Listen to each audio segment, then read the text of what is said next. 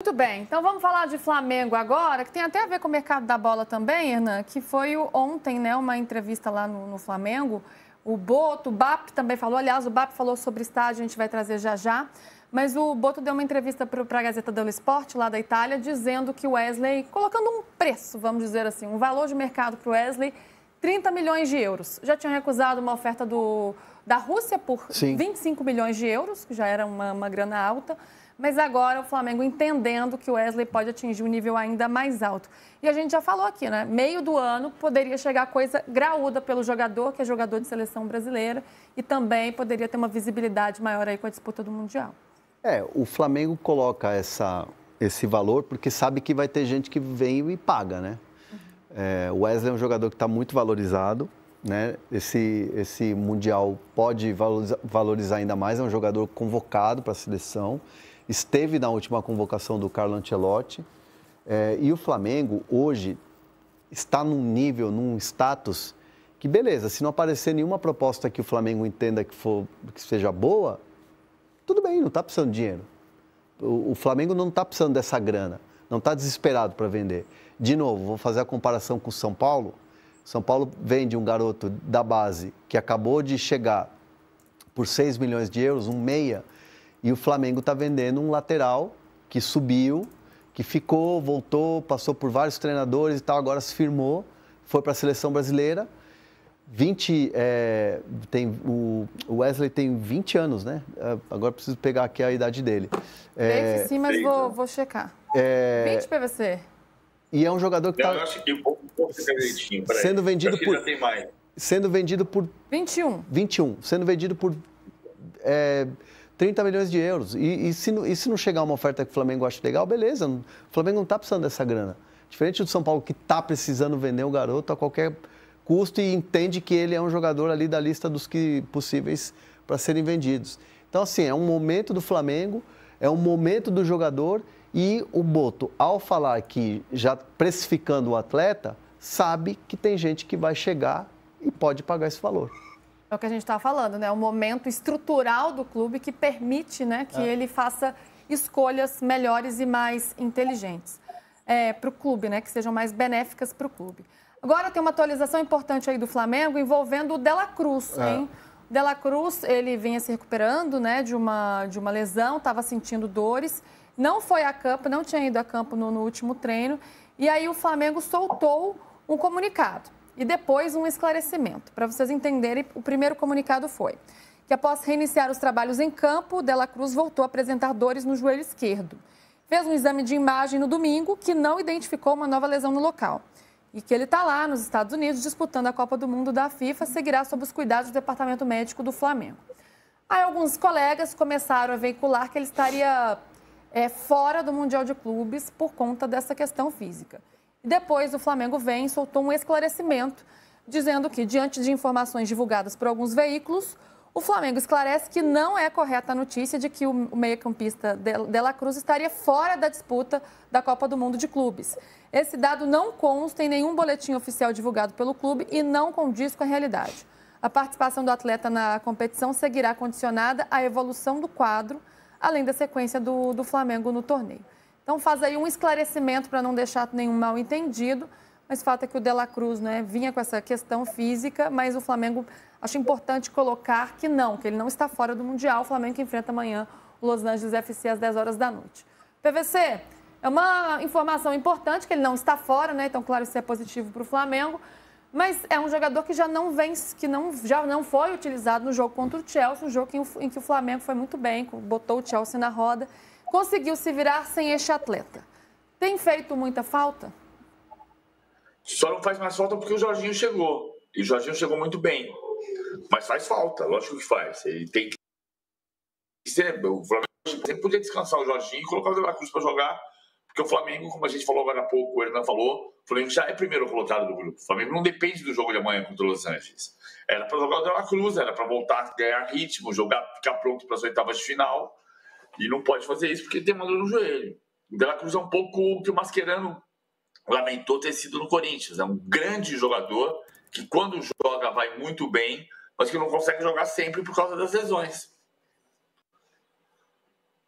Ô, Hernan, de qualquer forma, veio esse esclarecimento, né? Que foi até essa notícia que você trouxe no intervalo ainda, para deixar claro o que vem acontecendo com o jogador. E é importante ter essa transparência aí com a torcida.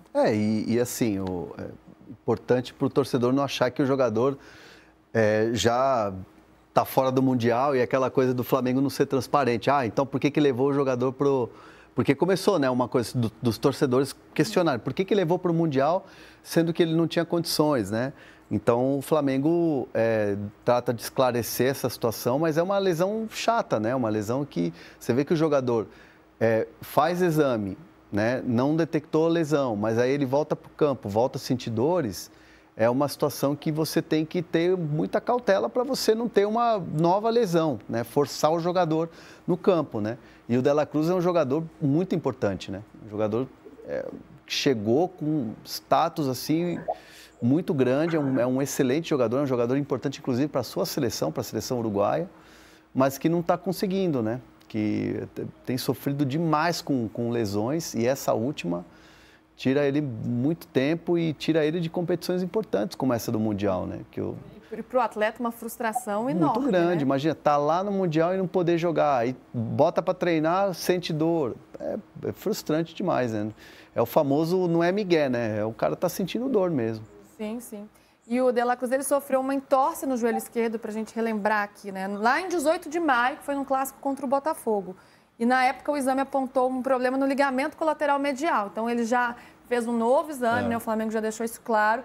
Ele não tem uma nova lesão, mas ele está sentindo dores, então por isso que ele está... que não é cirúrgico, né? Sim. É uma entorse, no ligamento, mas não rompeu o ligamento, né? É cirúrgico quando o jogador rompe o ligamento do joelho. Aí, no caso dele, era o tratamento conservador. Mas o jogador volta a sentir dor.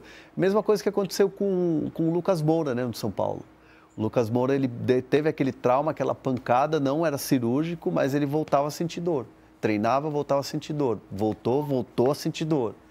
E aí ficou naquela expectativa. Estamos esperando ele voltar ainda, né? Ô, PVC, pensando nesse último jogo do Flamengo, você imagina muitas mexidas do Felipe Luiz ou um Felipe Luiz que vai mandar a campo o que tem de melhor contra o Los Angeles amanhã? Não, acho que ele vai dar ritmo pro Pedro, que precisa voltar a jogar, precisa ser 90 minutos.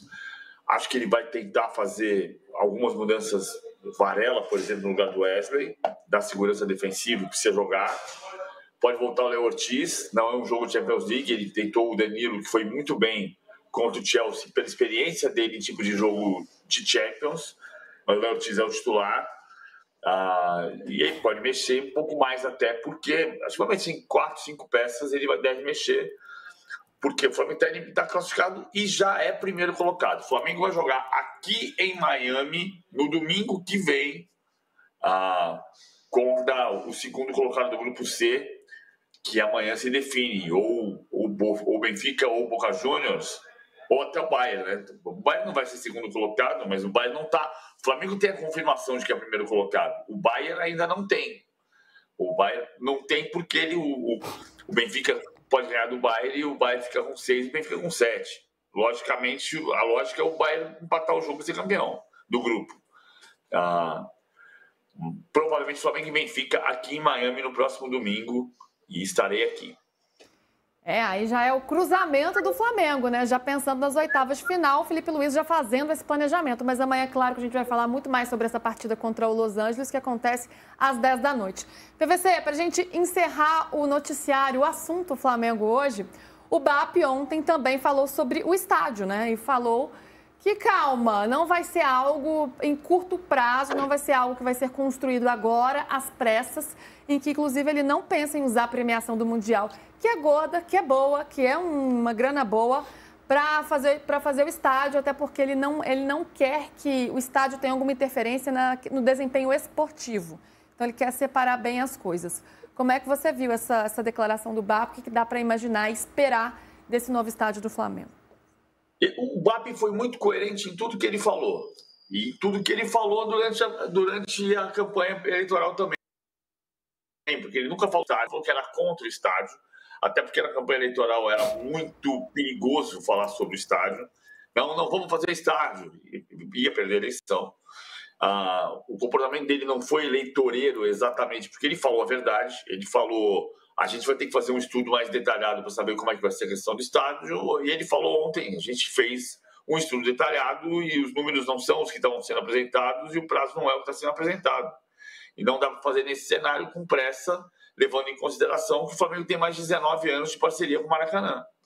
E eu entendi o BAP muito coerente. Foi coerente também quando falou da possibilidade de Liga Brasileira. Ele diz, a gente hoje deve ser a 7ª Liga do mundo, talvez a 8ª, e se trabalhar corretamente vai chegar a ser a 3ª. A questão é que o Flamengo muitas vezes olha mais para o galho do que para a árvore, né? Do que para o tronco da árvore.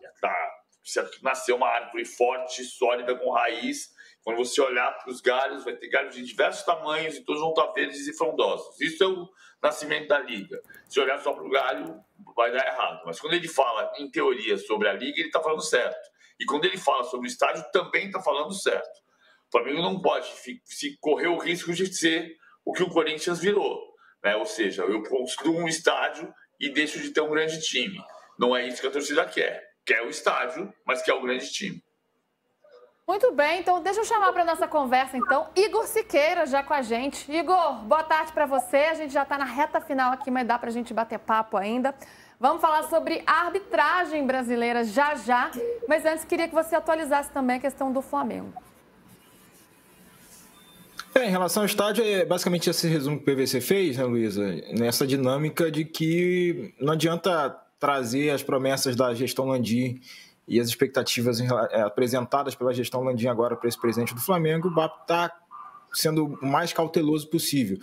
E acho, numa análise do discurso do atual presidente em relação ao que ele falava na campanha, não vejo ele incoerente com o que ele prometeu. Então ele está seguindo a linha de fazer um contraponto ao que a gestão anterior fazia, de tentar bombar, né, esse tema estádio, um projeto importante esportivamente, financeiramente para o futuro do Flamengo, mas que também a gente sabe e percebe que se misturou na discussão eleitoral. Então, o BAP está tentando separar essa questão toda aí, esperando o retorno mais concreto desses estudos que ele alegou ter, né, contratar e tal, para ver de forma concreta o que é viável ou não para se fazer a curto, médio e longo prazo nessa história do estádio. E o Flamengo tem uma tranquilidade muito grande que se chama o contrato do Maracanã. Então, é como se o Flamengo, e o BAP considera isso, tivesse 19 anos para desenvolver esse projeto do estádio, já que esse é o período da concessão, né? 20 anos aí da gestão conjunta com o Fluminense, da administração do Maracanã. Então, é uma segurança, o Flamengo tem uma casa para si, né? Mas vai